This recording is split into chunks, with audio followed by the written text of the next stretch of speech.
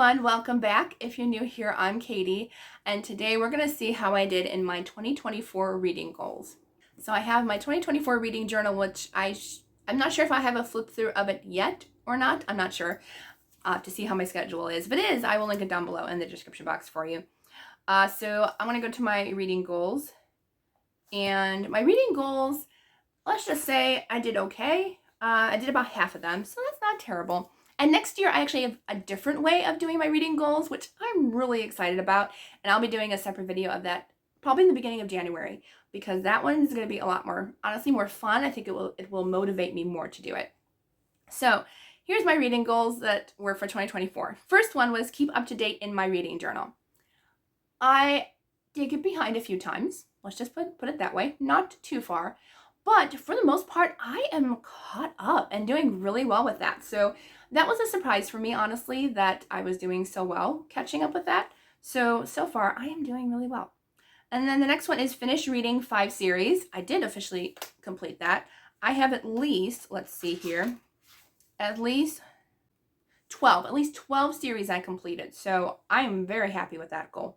Next is 24 books to read in 2024. I don't even know if I'll make the halfway mark at this point. I don't even know why I do that to myself, honestly. It's like I never do well with that goal. Like I make a list, never stick to it. Never. I try, but like by the time the end of the year comes, I don't have time to finish it if I haven't finished it by that point. So yes, I have only made it maybe halfway through, maybe not even that. Then the next one is finish my Read Around the World-a-thon, which was my yearly reading challenge. You guys were awesome and hung out with me with that as well. And so as of right now, I am steady. I just have to do December's book and November's because it's still November as I'm filming this. So by the time you're seeing this, I should be completed with that challenge. So I'm going to count it as a yes. Then the next one is read one book by every author that's going to FRS, which was the Fiction Reader Summit. They had their last year, unfortunately, this past year. And I didn't complete that. I was actually I only started like the last book of one of the authors, so I didn't get a chance to finish it before the event. But as of the rest, I did read from every author that was going to be there. So yay. Then the next one is read 10 new to me Christian authors. And I'm sure I surpassed that. I should have kept a list, honestly, of how many new to me authors, but I surpassed that by like February. So I was like, oh, that was an easy goal to just check off. Very, very easy to complete. Then the next one was 5 favorite authors backlist to complete. I didn't even finish one, so that was definitely a no, and that's okay. Next reading goal I had was to film videos 3 times a week. Far surpassed that. Honestly, I did really well, and I don't count, like, if I really need a break, I don't count the times I take a break. That's just like an average of 3 videos a week. So like if it's a few less, if it's a few more, we're good. I far surpassed everything because honestly, I usually actually cut down my videos in like October/November to only like 2 videos a week for pre-filming for December. I did not this year, but I'm actually doing okay. So I'm really happy with that. I think I only took like 1 or 2 days off, maybe every like 4 months. So I stayed pretty well on my goal. And if you didn't know, I post videos every Monday, Tuesday, and Thursday. So yes, those are the days. Then the next one is get my NetGalley percent to 50%. I'm still at now I'm like down to like 25% probably, because I was up to almost 40%. I was like, oh, this is great. And then I got a whole bunch of books and haven't read them. And you know how that goes if you're a NetGalley user. So that's one of my goals next year, though, is just to get it up there a little bit and read more from NetGalley is what I'm trying to say. So yes, that one did not go well, and I do apologize for that. Next one is read 100 books.